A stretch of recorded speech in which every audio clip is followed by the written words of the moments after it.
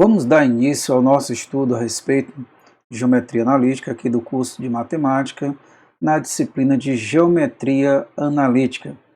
Vamos começar falando a respeito de uma pequena introdução, onde a geometria analítica nos permite, primeiro, representar pontos da reta por números reais. É a primeira coisa que nós temos que ter em mente. Segundo, que pontos do plano a gente vai representar por pares ordenados de números reais. Veja que no primeiro momento nós colocamos aqui pontos da reta representado por números reais. E agora nós estamos colocando pontos do plano representado por pares ordenados de números reais.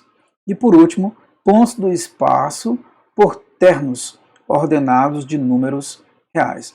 Tudo se baseia com respeito aos números reais. Mas nós temos primeiro o axioma da incidência, onde por dois pontos distintos passa uma e somente uma única reta.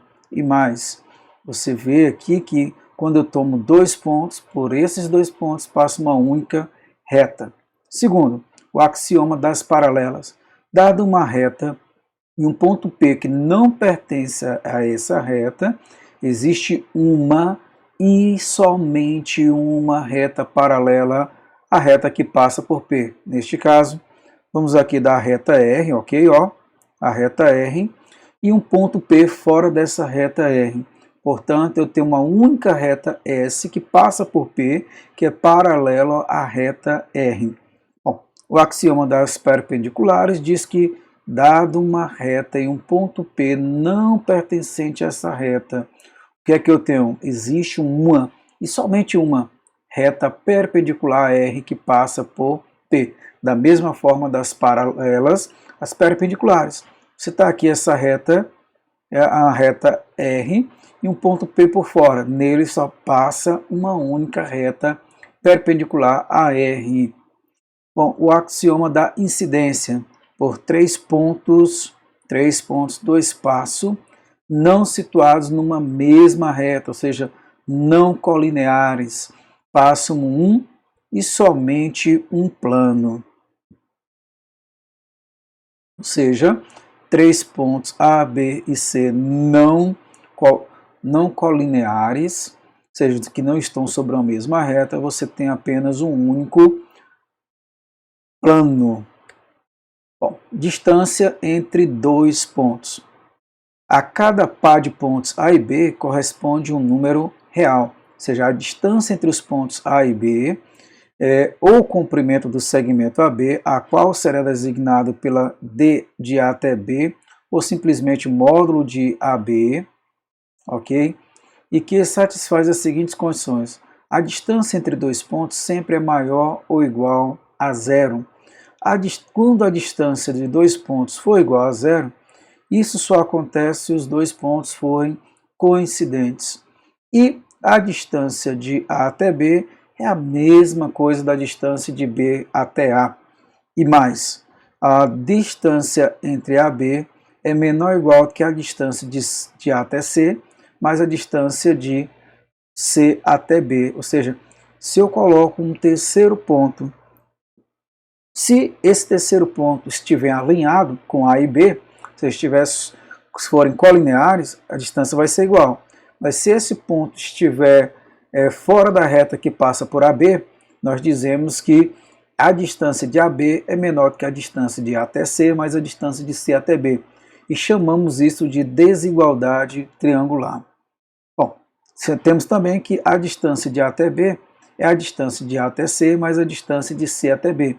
Se somente se A, B e C são colineares e C está entre A e B. Ou seja, vemos aqui a figura, três pontos A, B e C colineares e o C entre A e B. Nesse caso, a distância de A até B é a mesma distância de A até C mais a distância de C até B. Alguma definição importante. Dizemos que R é uma reta orientada quando sobre ela se escolhe um sentido de percurso, chamado positivo. O sentido oposto da reta será denominado sentido negativo, ok? Se eu tomo uma reta da esquerda para a direita, o sentido positivo, esquerda para a direita, se eu pego o contrário, negativo. Outra definição é que um eixo é uma reta orientada na qual é fixado o ponto O, chamado origem. Portanto, quando eu tenho uma origem, eu posso dar um sentido a esta reta a partir da origem. E outra definição é que nós temos que todo eixo E pode ser posto em correspondência bionívoca com o conjunto R dos números reais da seguinte maneira: para cada ponto que nós tomarmos, nós temos um número real. Lembrando que esse E corresponde ao eixo determinado, um eixo que nós estamos escolhendo. E, portanto, nós temos que a origem O do eixo vai corresponder ao número 0. Então, toda vez que você vê lá colocando o Ozinho, você está representando o 0 em termos de números reais. A cada ponto X de E, à direita de O, corresponde um número real positivo, ou seja, a distância de O até X positivo. Agora, se esse X está à esquerda de O, dizemos que a distância vai ser negativa, será um número real negativo. E por último, o número real X corresponde ao ponto X. É chamado coordenada do ponto X no eixo E. Portanto, é importante gravar isso. A coordenada representa o X. Outra proposição, as coordenadas na reta. Sejam X e Y dois pontos sobre o eixo E, com coordenada X e Y, respectivamente. Portanto, dizemos que a distância de X e Y será o módulo de Y menos X ou o módulo de X menos Y. Lembre-se, o módulo me dá um valor positivo. E com respeito ao ponto médio na reta, sejam X e Y pontos de coordenadas X e Y. Ou seja, se meus dois pontos se encontram sobre o eixo E, ok? E nós temos X e Y, o ponto M, ponto médio, de X, Y, de coordenada M, é dada por quem? M igual a X mais Y dividido por 2, ou seja, M é a média de X e Y. Definições, mais algumas definições. Designamos R2 o conjunto formado pelos pares ordenados X e Y, onde X e Y são números reais.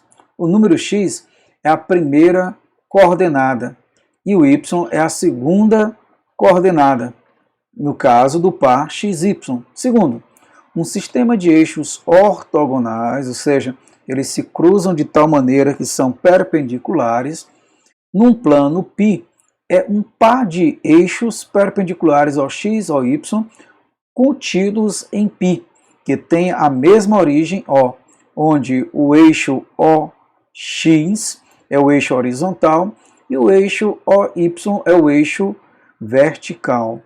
E mais, um plano π munido de um sistema de eixos ortogonais se corresponde com o conjunto R2, ou seja, o plano corresponde ao par ordenado de números reais. E por último, os números x e y chamam-se coordenadas cartesianas do ponto P, relativo ao sistema de eixos ortogonais fixado.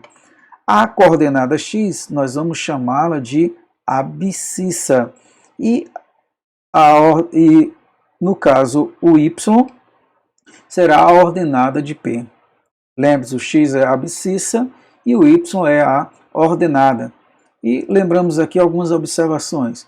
No eixo OX, os pontos têm coordenadas x0. Ou seja, se um ponto se encontra sobre o eixo x, você vai ter sempre um valor para x e o y vai ser igual a 0. No entanto, se no eixo OY, os pontos têm coordenadas 0, y. Ou seja, um valor para y e o valor de x sempre é 0. Os eixos ortogonais decompõem o plano em 4 regiões chamadas quadrantes.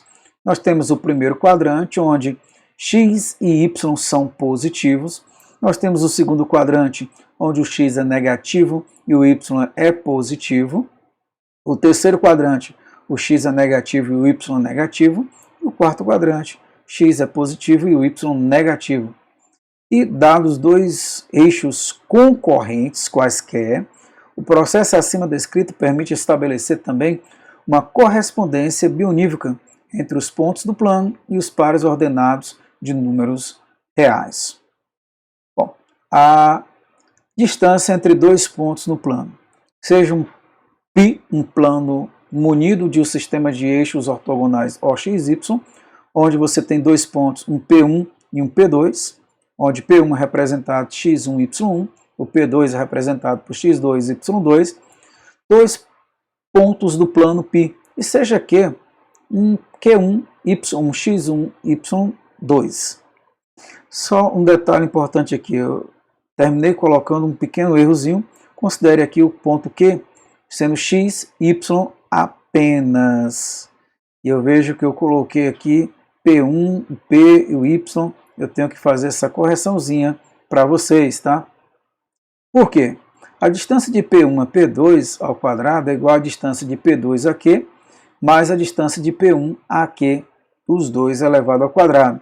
Portanto, a distância de P1 a P2 ao quadrado é o módulo de x2 menos x1 ao quadrado, mais o módulo de y2 menos y1 ao quadrado. E essa distância vai me dar aqui a seguinte informação, que a distância de P1 a P2 é o módulo de x ao quadrado x1 menos x2 menos x1 ao quadrado, mais y2 menos y1 ao quadrado. Detalhe importante aqui, eu falei errado, mas o Q representado por x1, y2. É o x correspondente ao x de P e o y2 correspondente ao P de 2, P2, ok? E quando eu trato dessa distância entre, no caso uma observação importante no caso, OXY, um sistema de eixos concorrentes não ortogonais, que se intersectam segundo o ângulo θ e P igual a x1, y1, P2, x2, y2, dois pontos do plano. Pela lei dos cossenos, a distância de P1 e P2 é dada por a distância de P1, P2 ao quadrado é igual à soma das distâncias de P2Q ao quadrado e distância de P1Q ao quadrado, menos duas vezes o cosseno de π menos θ, vezes a distância de P1 a P2, distância de P2 a Q.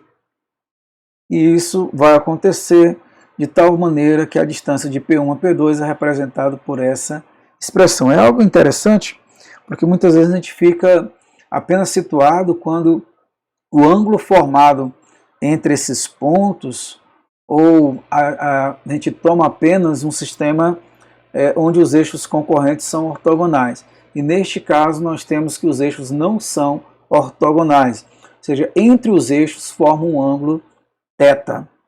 Tá? Equação da circunferência no plano.